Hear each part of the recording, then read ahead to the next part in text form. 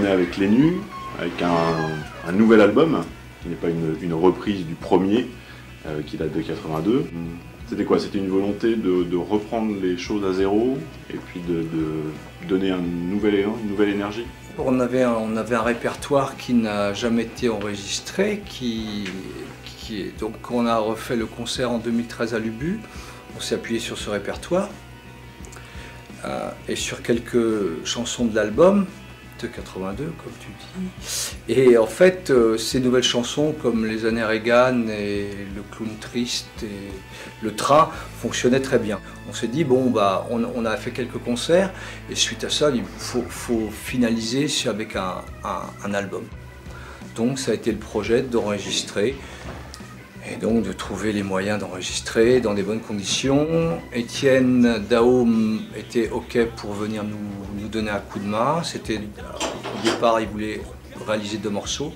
Il en a réalisé qu'un, mais c'est déjà très bien de sa part. Il nous a proposé, je lui ai demandé, nous on cherche un mixeur, et donc il m'a dit Jean-Louis Pierrot, qui est quand même un compagnon de route d'Étienne depuis très longtemps, qui a travaillé avec Bachung, et qui a mixé beaucoup d'albums d'Étienne, et donc voire produit, donc dit c'était la personne adéquate.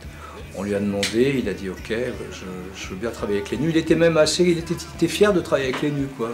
Voilà, c'est pas simplement vis-à-vis d'Étienne, mais il était content de participer à ce projet. Et en fait, au résultat, nous aussi, on est très contents. Oui, et puis je pense qu'à Rennes, le public est là. Enfin, on l'avait vu en 2013, le public était là aussi pour... On espère, on fait une date à l'Ubu pour la sortie de l'album le 30 avril. On espère qu'ils répondront présent. Mais bon, il n'y a pas de souci. Je sais qu'on a... Oui, c'est vrai que la majeure partie des fans sont dans la région et à Rennes, quoi. Vous avez aussi un public certainement plus large, avec les déclarations de Bertrand Cantat, de Miossec, qui sont quand même sont des fans importants. Oui, c'est des fans, mais bon, ça fait quand même longtemps qu'on n'a pas remis les pieds sur scène. En France, on fait un concert à Paris fin mai, on verra bien. Mais bon, si l'album est bien reçu, je pense qu'il n'y aura pas de souci. L'album est très bon, en tout cas, vous avez repris 3 titres du premier album. Ouais, donc Johnny Colère, oui, c'était un choix, on aurait pu mettre 1 ou 2 morceaux supplémentaires inédits, mais bon, voilà, c'était un choix concerté. Johnny Colère, fallait le faire. Je veux dire, les gens, le premier album, les gens connaissent pas tellement, et la version que les gens connaissent, c'est celle de Noir Désir.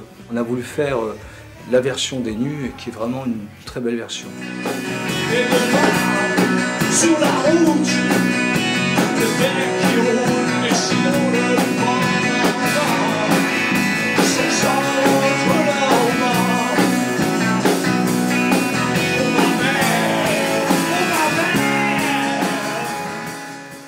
alors vous êtes reparti avec 3 des membres originaux de Les Nus, et avec 2 nouveaux musiciens. Oui.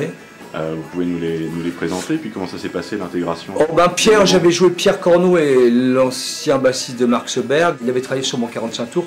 Pierre est une vieille connaissance, donc il n'y avait pas de problème. Et Goulvin Hamel est le guitariste de Santa Cruz. Et lui, c'est pareil, il était très fan du travail de Frédéric Renaud, notre guitariste original qui malheureusement est disparu il y a 2 ans. Et donc voilà, il avait envie de participer également à ce projet. Donc c'est vraiment des gens qui sont pleinement dans le répertoire, quoi. Artistiquement et musicalement, on est vraiment contents.